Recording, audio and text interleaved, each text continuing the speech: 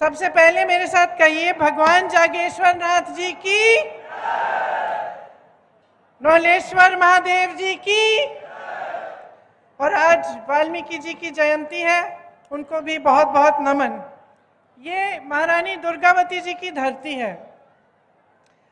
राजा नल और रानी दमयंती की कहानी भी यहीं पे, इसी धरती की एक कहानी है, विश्व प्रसिद्ध है।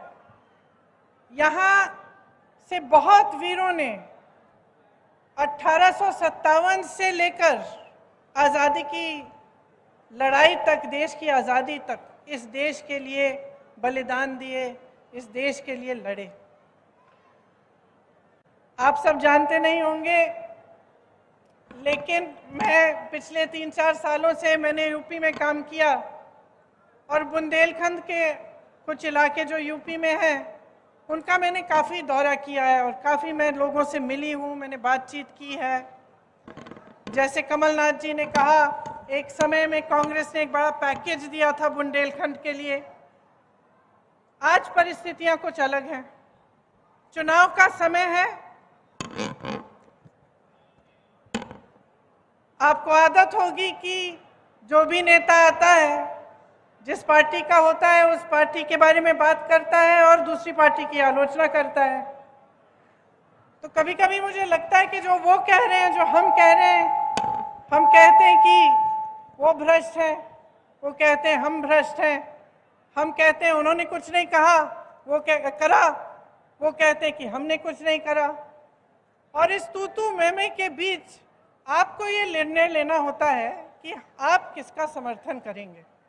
और ये तू मैं कभी कभी दोनों तरफ से एक ही जैसे लगने लगती है। तो मैं थोड़ा सा हट के आज आपसे कुछ बातें करना चाहती हूँ। मैं आपसे पूछना चाहती हूँ, आवाज नहीं आ रही, उधर जाऊं, उस तरफ आ रही है, देखिए अब आ रही है, अब आई, आ गई। तो इधर से बोलूं, उधर से बोलूं? चेक करिए, चेक करिए, यहीं से बोलूं? अब आ रही है? थोड़ा जोर से बोलूंगी। तो मैं कह रही थी, मैं कुछ हट के कुछ बातें करना चाहती हूं। मैं आज ये सवाल उठाना चाहती हूं कि आप जनता हैं इस देश के, प्रदेश के, आपकी क्या उम्मीद है राजनीतिक दल से, नेताओं से, सरकार से? देखिए, एक जमाना था जब बड़े बड़े महापुरुष थे, जब हमारी उम्मीदें भी जो उनसे थी बहुत ऊंची थी। एक सादगी का जीवन, सभ्यता, एक दूसरे की विचारधारा के खिलाफ भी हो तो एक दूसरे से जब मिलते तो हम ये उम्मीद रखते थे कि आदर पूर्वक बात करेंगे, एक दूसरे के प्रति अच्छा व्यवहार रहेगा। हम ये उम्मीद रखते थे कि हमारा नेता, उसका जीवन थोड़ा सादगी का जीवन होगा, देश सेवा में, प्रदेश की सेवा में, और करुणा भरा उसका जीवन होगा, उसका चरित्र होगा। लेकिन जैसे जैसे समय आगे बढ़ता चला गया तो हमारी उम्मीदें घटती चली गई। और आज जब मैं जनता से पूछती हूँ कि आपकी क्या उम्मीद है सरकार से, नेता से, तो लगभग एक ही जवाब आता है कि देखिए, हमारा जीवन मुश्किल का जीवन है, मुश्किलों से भरा हुआ है, संघर्ष से भरा हुआ है। तो हम जो न्यूनतम हमारी उम्मीद है अपने नेताओं से, अपनी जो राजनीतिक दल हैं, सरकारों से, कि इस संघर्ष के जीवन में हमारी थोड़ी बहुत सहायता हो जाए, हमें आगे बढ़ाएं। ये जो सड़कें हैं, पानी है, बिजली है, ये बन जाए, हमें बिजली मिल जाए, महंगाई से थोड़ी राहत मिल जाए, रोजगार मिल जाए, हमारा भविष्य बन जाए। बाकी आप सब रात दिन मेहनत करते हैं, कोई खेती में करता है, कोई रोजगार करता है। यहाँ से पलायन बहुत है, लोग दूर दूर जाते हैं रोजगार ढूंढने के लिए। जो दूर जाते हैं अपने परिवारों को छोड़ के जाते हैं, दिन रात काम करते हैं, पैसे भेजते हैं घर। किस लिए? ताकि आपका भविष्य मजबूत बने। और आपकी उम्मीद यही रहती है कि जो भी सरकार आए, इस भविष्य को मजबूत बनाने में, आपके जीवन के निर्माण में वो आपके साथ भागीदार हो और आपकी मदद करें। लेकिन परिस्थितियां कुछ अजीब सी बन गई हैं। हम रोजगार की बातें करते हैं, यहाँ पलायन बहुत है। अब पलायन कब होता है?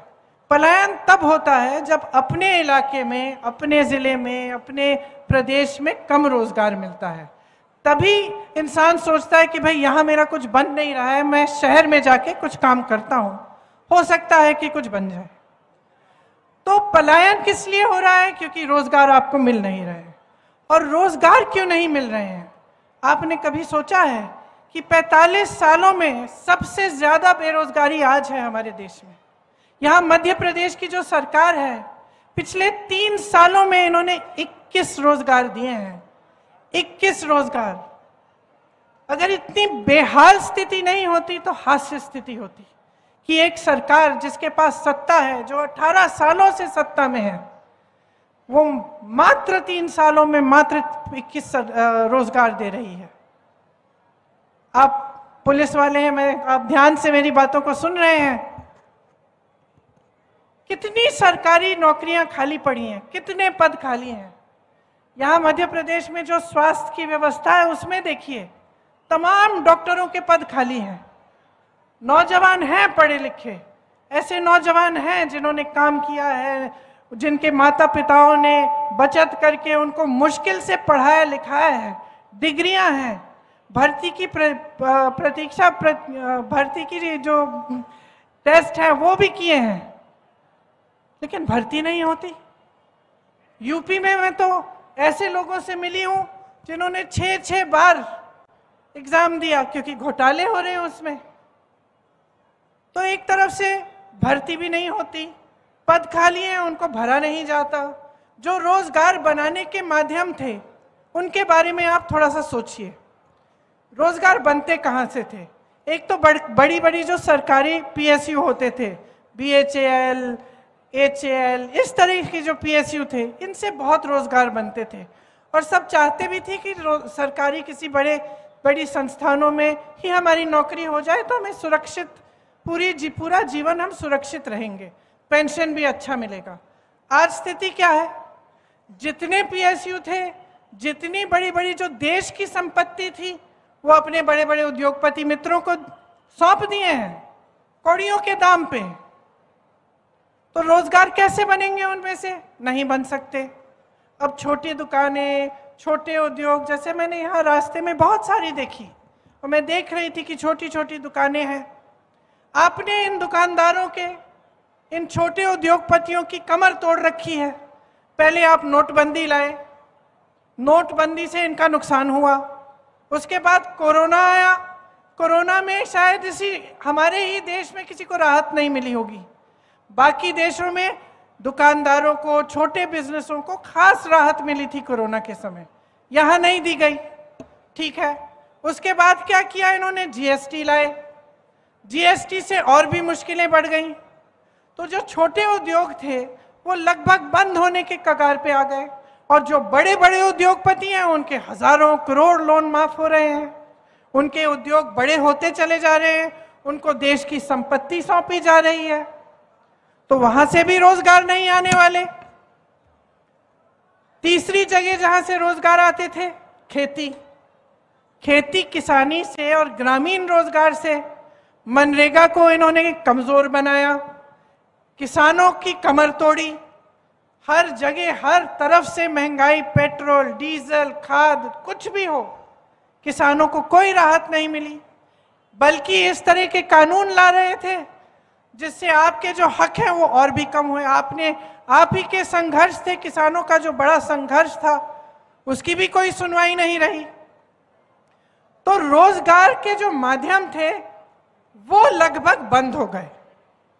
इसके साथ साथ महंगाई बढ़ती चली जा रही है।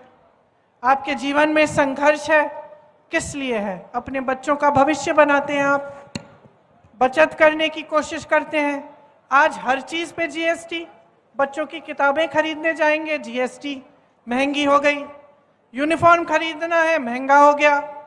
इलाज कराना है किसी का, महंगा है। 10 बार सोचना पड़ता है कि अस्पताल ले जाएं, अस्पताल में पता नहीं डॉक्टर मिलेगा कि नहीं। अगर घर में कुछ नुकसान हुआ है, कुछ टूट गया है, उसकी मरम्मत करवाने के लिए सीमेंट पे जीएसटी, रोड़ी पे जीएसटी, बालू भी महंगी। तो आप आगे बढ़ कैसे पाएंगे? एक तरफ बेरोजगारी, दूसरी तरफ महंगाई। मैंने आपकी बात की, आप सुन रहे हैं। सरकारी जितने भी अधिकारी हैं, जिसकी भी सरकारी नौकरी है, एक ही मांग है आपकी आज, एक ही मांग है कि हमारी पुरानी पेंशन दे दो, है कि नहीं? और क्यों है ये मांग? क्योंकि जो नौकरी आपने वफादारी से 20 सालों के लिए की, एक तरह से वो भी तो देश सेवा है। आपने देश के लिए सेवा की, आपने नौकरी की, तो क्या ये आपका हक नहीं बनता कि आप बाद में सुरक्षित रहें? तो यही आपकी मांग है कि हमें पुरानी पेंशन स्कीम दिलवा दीजिए। और जवाब क्या मिलता है? ऐसे नेता हैं, ऐसी सरकार है जिससे आपको जवाब मिलता है कि इसके लिए पैसे नहीं हैं। अगर पैसे नहीं हैं तो जो बड़े बड़े उद्योगपति हैं, अडानी जी जैसे, उनके कर्ज माफ करने के लिए पैसे कहां से आते हैं? हजारों करोड़ रुपए आपने उनके माफ किए, देश की संपत्ति आपने उनको सौंप दी। आप खुद 8,000 करोड़ के एक हवाई जहाज में घूम रहे हैं। अच्छा खासा संसद भवन था, उसके सुंदरीकरण में आप 20,000 करोड़ डालने के लिए तैयार हैं। एक बड़ा हॉल बनाया आपने दिल्ली में, 27,000 करोड़ उसमें आप खर्च रहे हैं। और फिर आप कहते हैं कि आपके पास पेंशन के लिए पैसे नहीं है। आप कहते हैं कि किसानों के पास उनके कर्ज माफ करने के लिए पैसे नहीं है। तो जनता का विश्वास कैसे होगा आप में? बड़े बड़े इवेंट होते हैं, मीडिया रोज रोज आपको बताती है कि कितना काम हो रहा है, क्या नहीं हो रहा है देश में, लेकिन क्या आप अपने जीवन में इस काम को देख रहे हैं? आपका जीवन कैसा है? मैं आपसे पूछना चाहती हूं, इतने सालों से भाजपा की सरकार आपके प्रदेश में है, क्या आपके जीवन में तरक्की हुई है? बताइए, तरक्की हुई है? आपको रोजगार मिले हैं? महंगाई घटी है? तो आपके लिए क्या कर रही है सरकार? आपने तो पहले ही अपनी उम्मीद गिरा दी। आप तो कह रहे हैं कि भैया हमें न्यूनतम उम्मीद है कि हमारे संघर्ष में मदद कर लो। इतना भी नहीं हो रहा है आज आपके लिए, इतना भी नहीं हो रहा है। जो देश और प्रदेश में सरकार चल रही है वो बड़े बड़े उद्योगपतियों के लिए चल रही है, उसमें मिडिल क्लास, गरीबों के लिए, किसानों के लिए कुछ नहीं है।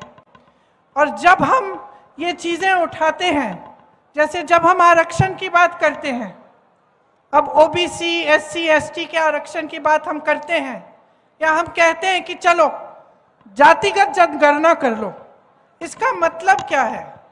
जातिगत जनगणना का मतलब है कि गिनती कर लो।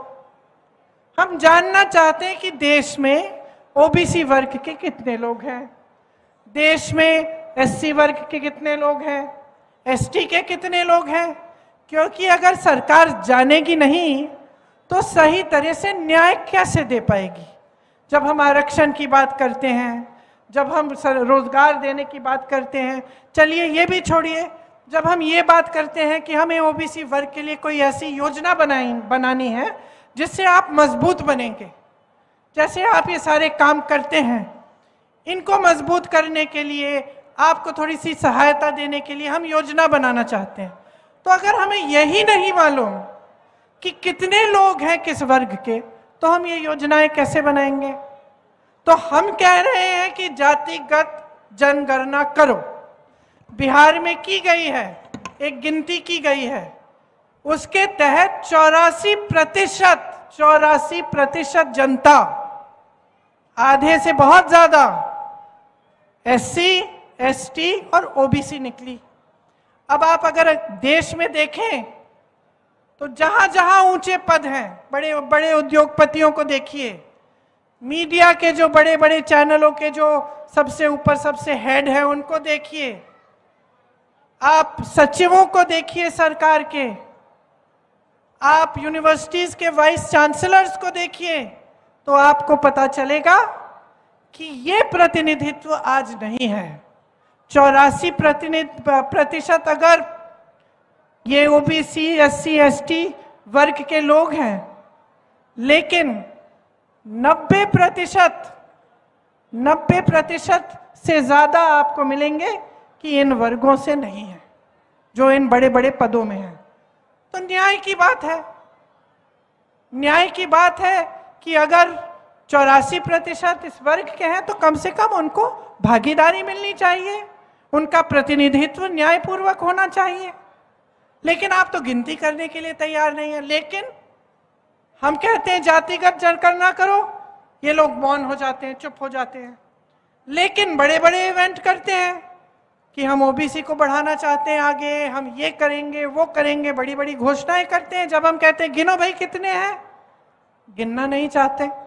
महिलाओं को देखिए, महिलाओं को आरक्षण कांग्रेस पार्टी ने दिए 33%, इसलिए गांव गांव में आज महिलाओं का प्रतिनिधित्व है।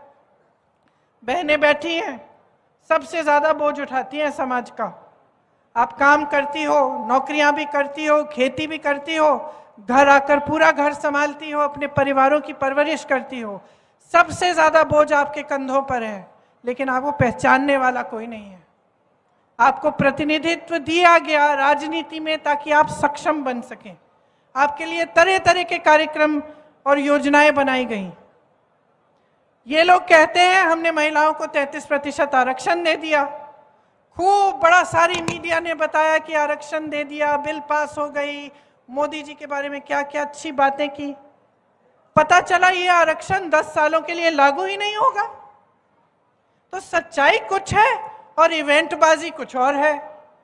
जो आप होर्डिंग्स में देख रहे हैं, जो आप मीडिया में देख रहे हैं, टीवी पे देख रहे हैं, ये आपको बताया जा रहा है कि एक बहुत सुनहरा दौर आ गया है हमारे देश में।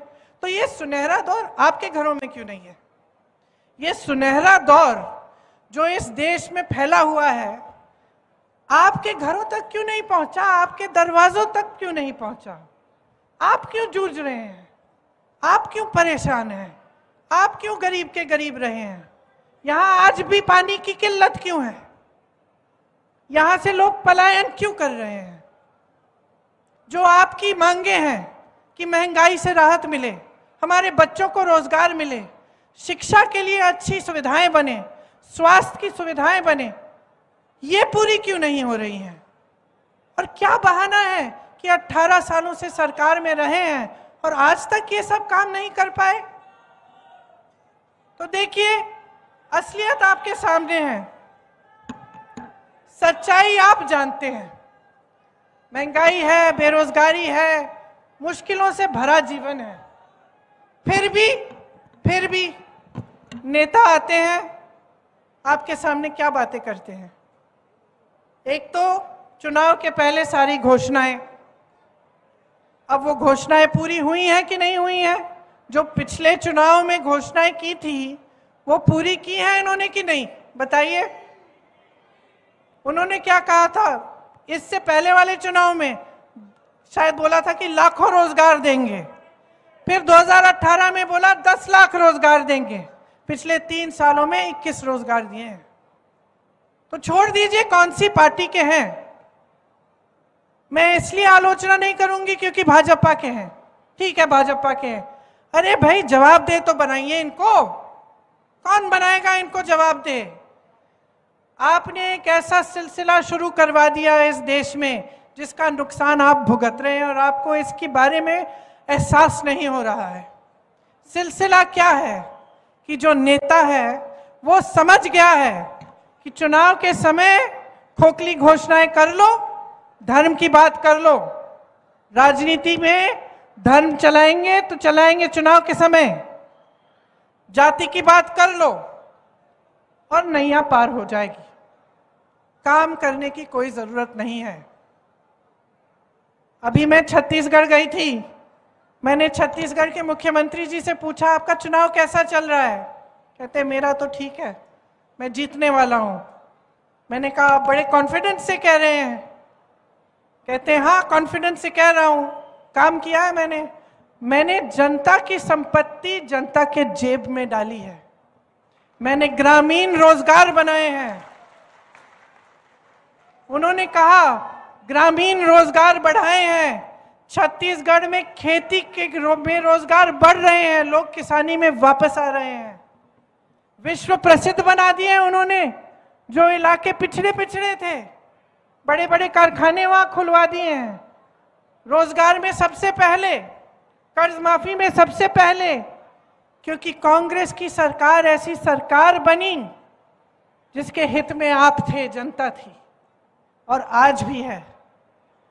तो ये एक राजनीति है जिसमें मुख्यमंत्री दावे से कह सकता है मैं चुनाव जीतूंगा क्योंकि मैंने काम किया है, जनता के पैसे वापस जनता को दिए हैं। और एक राजनीति ये है जो शर्मिंदा होकर आपके सामने आती है, काम की बात नहीं कर सकते। काम की बात नहीं कर सकते इसीलिए धर्म की बात करते हैं, क्योंकि सोचते हैं कि धर्म की बात उठाएंगे, आपके जज्बात उनके साथ जुड़ जाएंगे और वोट मिल जाएगा। ये सिलसिला बंद करो, इससे आपका नुकसान हो रहा है, किसी बड़े नेता का नुकसान नहीं होता, किसी रईस उद्योगपति का नुकसान नहीं होता। उनके तो बच्चे बाहर पढ़ते हैं सारे, उनको तो शिक्षा संस्थानों की जरूरत ही नहीं है, यहां सरकार बना ही नहीं रही है, उनको तो कभी भी रोजगार मिल जाएंगे। नुकसान आपका हो रहा है क्योंकि आप जवाबदेह नहीं बना रहे हो नेता को। मैंने एक भाषण में यही शायद मध्य प्रदेश में किस्सा बताया कि मैं पिताजी के साथ अमेठी गई थी जब वो प्रधानमंत्री थे, और ऐसी डांट खाई उन्होंने गांव में कि हमने आपसे कहा था ये सड़क बनाओ, आज तक अभी तक बनी नहीं है, बनवा के दिखाओ फिर आओ वापस राजू भैया। प्यार करते थे बहुत उनसे, लेकिन जवाबदेही थी उनकी। जनता जागरूक थी, जनता कहती थी हमारा काम करो, नहीं तो प्यार देंगे वोट नहीं देंगे हम। समझे आप? और आज इसका विपरीत सिलसिला चल रहा है।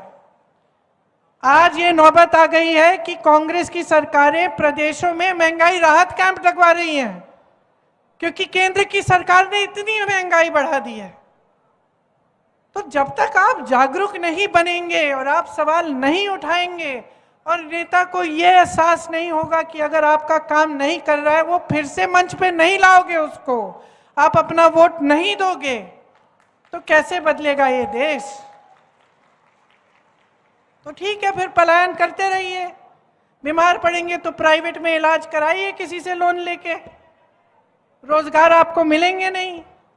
तो अगर आप अपनी परिस्थिति को ऐसा ही चाहते हैं तो ठीक है, इस राजनीति को चलने दीजिए, चल जाएगी, लंबे दौर तक चल जाएगी। क्योंकि अगर आप अपने जज्बात और धर्म को राजनीति से जोड़ के रखेंगे तब तो ये चलती चली जाएगी।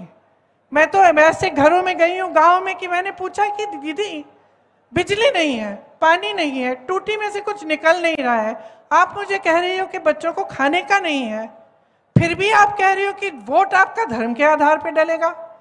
लेकिन ये विधायक जिसको आप वोट दे रहे हो, जो हर बार आके आपके सामने धर्म की बात करता है, इसने तो आपकी सड़क की मरम्मत भी नहीं की है, कुछ नहीं किया आपके लिए। तो कहती है कि हाँ सही कह रही हो दीदी, अब मैं सोचूंगी। तो मैं यही कहने आई हूँ, मैं यही कहने आई हूँ कि अब सोच लीजिए। 18 साल हो गए हैं, 5 साल सामने हैं, 5 सालों में बच्चे बड़े होने वाले हैं, स्कूल जाना है, यूनिवर्सिटी जाना है, जाना पड़ेगा, रोजगार चाहिए, भविष्य बनाना है। तो ये 5 साल बहुत ही महत्वपूर्ण है, हल्के में मत लीजिए। ये मत सोचिए कि चलिए एक और चुनाव है वहीं डाले देते हैं जहां पिछले 18 सालों से डाल रहे हैं हम। गलत बात है, ये आपके भविष्य को बनाने वाला चुनाव है। आपके सामने कांग्रेस के जितने भी नेता हैं उन्होंने सारे जितनी भी गारंटीज हैं आपको बताई हैं। अब मैं कहती हूं, मैं भी पढ़ के सुना दूंगी कौन सी हैं, लेकिन मैं कहना चाहती हूं कि आप ये देखिए ना कि कांग्रेस के प्रदेशों में ये क्या जो गारंटी है ये लागू है कि नहीं। कर्नाटका में ओपीएस लागू है, राजस्थान में लागू है, छत्तीसगढ़ में लागू है, हिमाचल प्रदेश में लागू है, मिल रहा है पुराना पेंशन। ये घबराहट नहीं हो रही है कि मेरे पैसे किस चीज में डाल दिए कि अगर कुछ गड़बड़ हो जाए तो मेरी सारी मेहनत, सालों की मेहनत गवा देंगे। ये घबराहट नहीं है। इन प्रदेशों में महिलाओं को पैसे मिल रहे हैं चुनाव के पहले नहीं, कि चुनाव 18 साल से सरकार चल रही है, चुनाव के 2 महीने पहले कह दिया लाडली स्कीम बना दी, तो फिर 18 सालों के लिए क्यों नहीं दिए ये पैसे?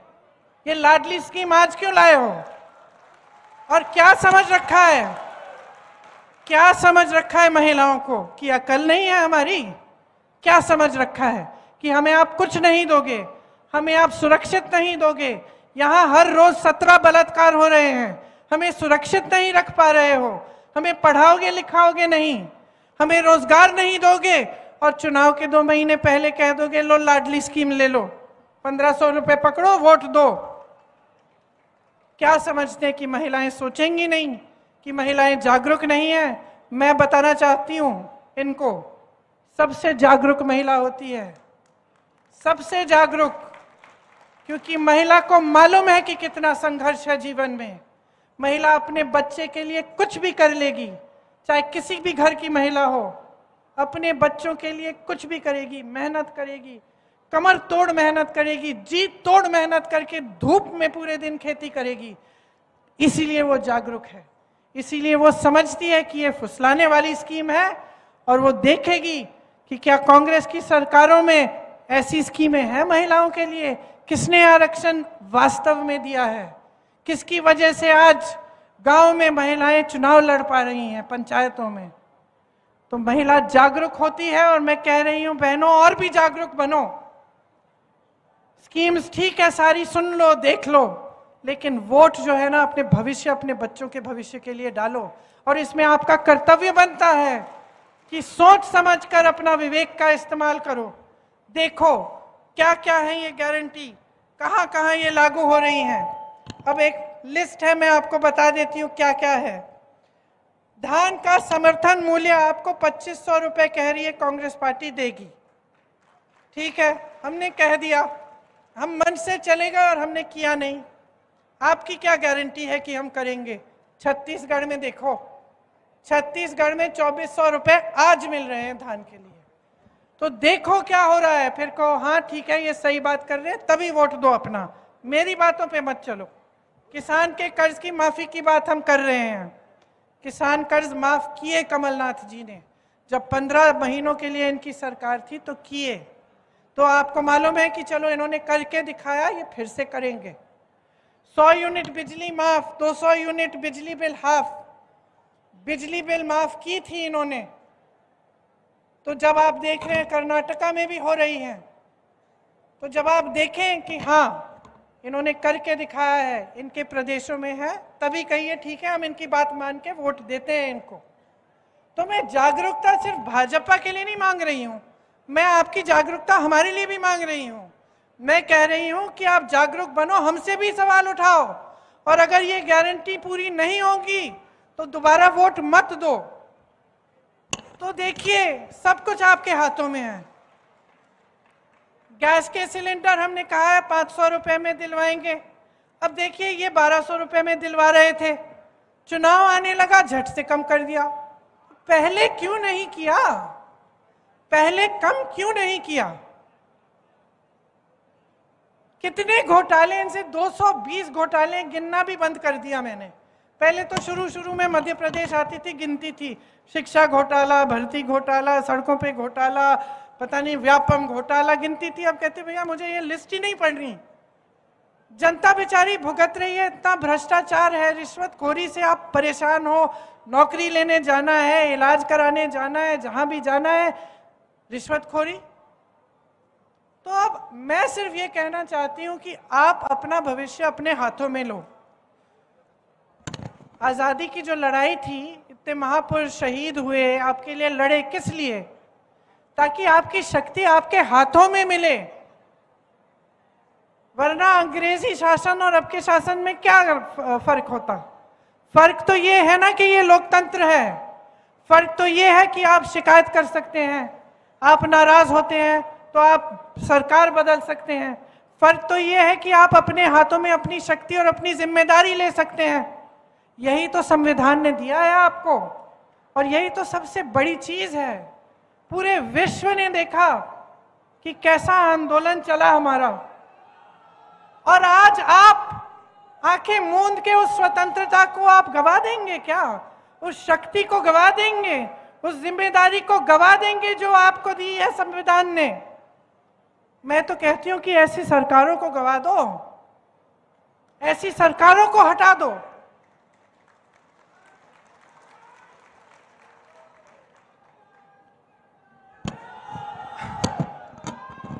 आप अपने भविष्य के लिए नहीं लड़ेंगे तो कोई नहीं लड़ पाएगा आपके लिए। आज हम चीखते हैं, चिल्लाते हैं, जहां जहां जाते हैं हर मंच पर हम कहते हैं कि जागरूक बनो, जागरूक बनो। हम लड़ रहे हैं आपके लिए, हम लड़ रहे हैं संविधान के लिए, हम लड़ रहे हैं भ्रष्टाचार के खिलाफ, हम लड़ रहे हैं। रोज कह रहे हैं कि इन बड़े बड़े उद्योगपतियों को सारी संपत्ति सौंप रहे हो, जनता को उसके पैसे वापस करो, जनता को, देश को अपनी संपत्ति वापस करो। लेकिन जब तक आप नहीं जागेंगे, जब तक आप लड़ना नहीं सीखेंगे, जब तक आप सवाल नहीं उठाना सीखेंगे, तब तक कुछ नहीं बदल पाएगा बहनों और भाइयों। तो मेरी बातें ध्यान से सुन रहे हो, सोचो इनके बारे में। घर जाओगे, दुकान चलाते हो तो सोचो क्या मुश्किलें बढ़ी कि कम हुई? खेती में जाते हो, सोचो मुश्किलें बढ़ी कि कम हुई? रोजगार ढूंढने निकलते हो तो सोचो पहले ग्रामीण रोजगार मिलता था, पहले रोजगार के मौके थे कि नहीं? पीएसयू होता तो आपको नौकरी मिलती कि नहीं? और सोचो और अपने विवेक पर, अपने अनुभव के आधार पर अपना वोट डालो। अपने देश को, अपने प्रदेश को, अपने भविष्य को, अपनी आने वाली पीढ़ी को आप बचाओ। यही मैं मांगने आई हूं आपसे, वोट नहीं मांगूंगी। मैं जानती हूं कि जब आप जागरूक बनेंगे, जब आप ये सवाल उठाना शुरू करेंगे, जब आप सोच समझ के अपना वोट डालेंगे, तो इस चुनाव में एक ही जगह आपका वोट जाएगा और वो कांग्रेस पार्टी के पास जाएगा।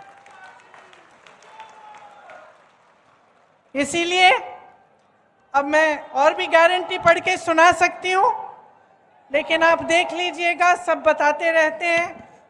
आप सोच समझ के अपना वोट डालिए और जो गारंटी है जो हम दे रहे हैं उनके बारे में ठीक तरह से समझिए।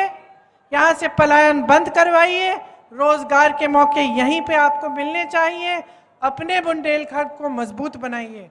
जिस तरह के पैकेज आपको कांग्रेस की सरकार ने दी थी, और इस तरह के पैकेज फिर से आए आपके प्रदेश में और आपके इलाके में, आपको मजबूत करें। तो बहुत बहुत धन्यवाद। ध्यान से मेरी बातें सुनिए, याद रखना, भूलोगे तो नहीं? बहनों बताओ, याद रखोगे? ये जो स्कीमें हैं ठीक है, लेकिन वोट आपका अपने भविष्य पे डालो, अपनी मजबूती, अपनी शक्ति पे। अब एक बार मेरे साथ जोर से बोलो, जय हिंद, जय हिंद, जय हिंद। धन्यवाद।